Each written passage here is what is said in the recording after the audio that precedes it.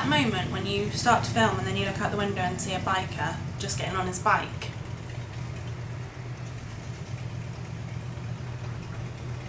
A minute.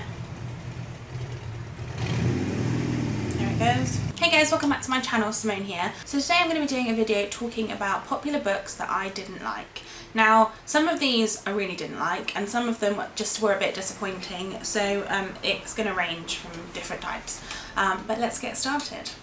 Also, just to be clear, if I say something that I don't like a book that you really liked, it's not me bashing you, it's just that I didn't like the book. Everybody's entitled to their own opinion, yada yada yada, you know how it goes. So the first book that I want to talk about is The Book Thief by Marcus Zusak. Now, if you have seen other videos I've done, I've mentioned this book. I didn't dislike this book. I gave this a 3 stars, I think, but I expected that I was going to love it. Like, I love World War II books, like, generally, and this was just slightly disappointing to me.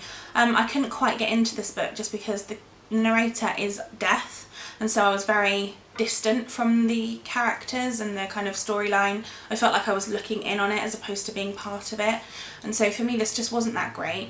This follows Liesel, who is a young girl, and she is fostered by a German family when her parents are taken to a concentration camp, and her younger brother is also not there. And so it's about her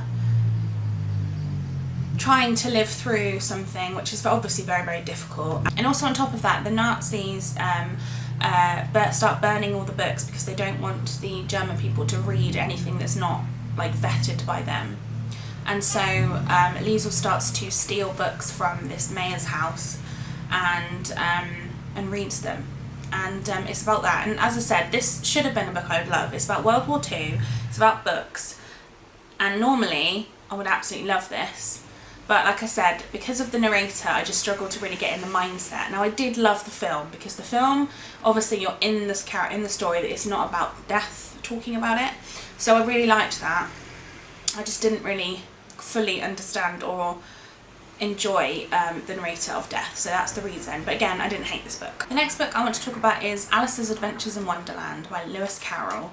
Now, I know that most people love this book, and it's just not for me. I can never get my head around the characters in this. Like, there's just too much, like, strange stuff. I think from a young age I've really not liked fantasy. Like, I didn't. I'm slowly kind of getting into it a bit more now, but I really didn't like fantasy, and so this for me was too fantastical. It was too random, and just, like, I just didn't understand. There was too much going on. I hated most of the characters. I didn't understand the Cheshire Cat. I found it creepy. Alice really annoyed me. I thought she was a bit of a wimp, and this just wasn't really for me. Also, the rhymes and stuff in this, the whole, like, eat me, drink me thing, I didn't like. I don't like the Queen. I don't like any of it, really. The White Rabbit, oh, I just can't. Something about this, I just don't like Alice in Wonderland. I'm really sorry. The third one I want to talk about is Romeo and Juliet by William Shakespeare. I thought I liked Romeo and Juliet from hearing the story, but I think it's because I've seen adaptations of it, and I liked that. I actually read this last year. I actually read the play. And I think I've probably read it before, like at school, but I never really bothered that much about it.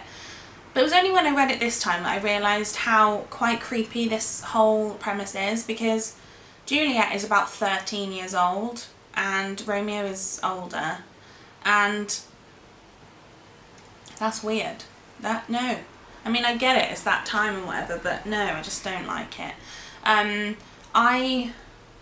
did give this a 3 star again. It just wasn't for me. This is something, the storyline, it's got all the things that I hate. Not only is this, like, ridiculously inappropriate romance, but it's also really, really, like, insta-love. They, like, fall in love after about 5 minutes and want to get married, and then decide to kill each other, or kill themselves for each other.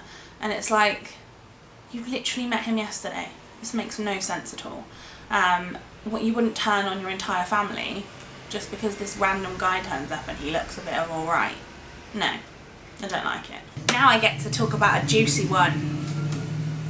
And I really hate this. actually hate is this isn't even a strong word for this book, because if I had worse words I would say them. I will link below the blog post, like the review that I did of this book, and you can read more of the horrible things I wrote about this book. But basically, everyone on BookTube, this is like their favourite book, they love it, this is great. I really hate it. Hate it. And that is Perks of Being a Wallflower by Stephen Chbosky. I just can't understand why anyone likes this. Like, it's a really short book. That was its only plus, because it meant I could read it faster and get past it and not have to bother reading anymore. This follows some weird kid, I've forgotten his name. What's his name? I don't know. Him. Who, Charlie, I want to say. I think his name's Charlie. And he's writing in his diary, and he is just figuring out who he is, I suppose, which I understand. I can understand that. But I don't really feel like anything happened. And not only that, at the end, spoiler alert, please don't keep watching this if you've not seen it and you don't want me to spoil it. I'll put my hands here. When I put them down, I'll stop spoiling you. Basically, they use the ending is like a spoiler of sexual abuse. No. Nope, not doing that. I'm not good with that. That's awful, and no. That was the end of the spoiler bit. It was very informative, I know. Then we have an equally rubbish book that I also really hated and everybody seems to love, and that's The Great Gatsby by F. Scott Fitzgerald. Again, this is a short book. Again, it's only redeeming quality. Still really couldn't tell you what it's about. Didn't really understand it. Don't like it. Don't care. Not interested. Pile of rubbish. 1 star. That's the end of that. Next up, I have My Sister's Keeper by Jodi Picoult. Now, I really loved this book until the ending. I've watched the film, and unfortunately I watched the film first. I was really ill one day, and this was probably like 6 years ago, probably even longer actually, and I was really unwell, and my mum gave me the DVD and I sat and watched it, and obviously I cried because it's really sad. It's about this girl who is born in order to be a blood transfusion or a blood donor, like a bone marrow donor, I think, I'm not 100% sure, for her older sister who has some form of cancer or leukemia. I'm not 100% sure which, I can't remember. And basically the girl who was born specifically to be her sister's saviour decides that she doesn't want to do that, and so she goes to a court and asks to be like separated from them. I don't know exactly the wording, but basically she doesn't want to do it, and so she goes to that. And now at the ending of the film, one thing happens that's very, very like important to the film. Like, it's the one thing, it's the ending, it's really important. So then my mum had gone out that day and she had got the book in a charity shop, and so I'm reading the book. She gave it straight to me and I read it straight afterwards. And I got to the end and I was like, right, I'm prepared. Like, I'm mentally prepared for what is going to happen, because I know I've seen the film, I know what happens. It's dreadfully sad, but I know what happens, so I'm okay. Like, I will be alright. And you know what happens? Something completely different, like the literal opposite of what happens in the film.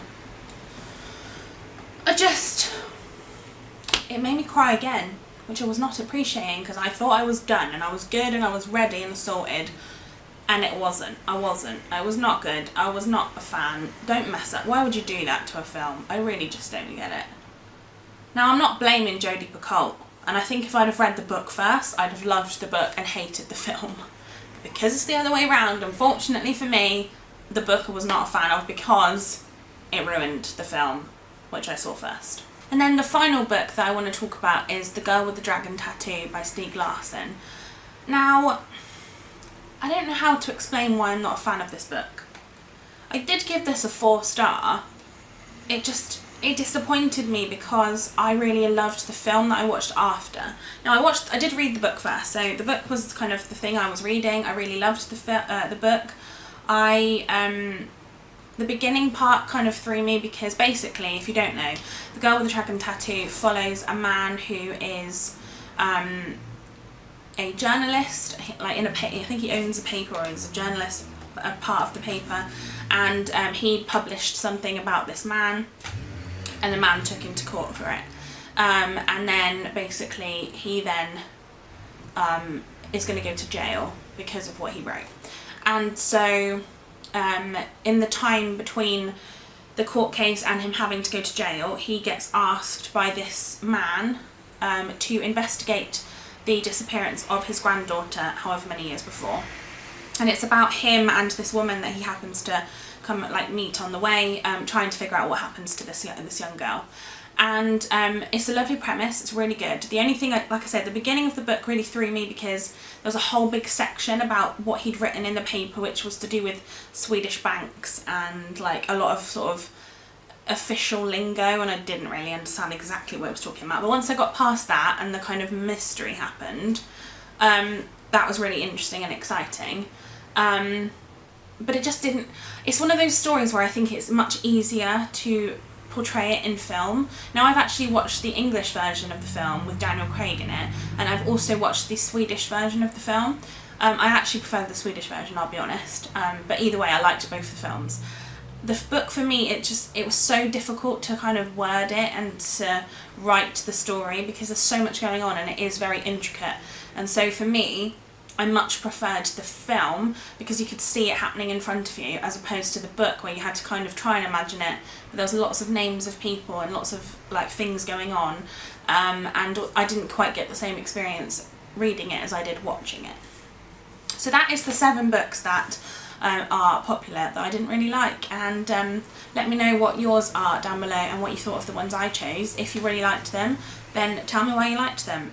If you didn't like them, then agree with me and feel happy and smiley inside. And yeah, and let me know any others that you didn't like down below, and subscribe to my channel if you haven't already. Give this a thumbs up if you enjoyed it, and I shall see you next time. Bye guys.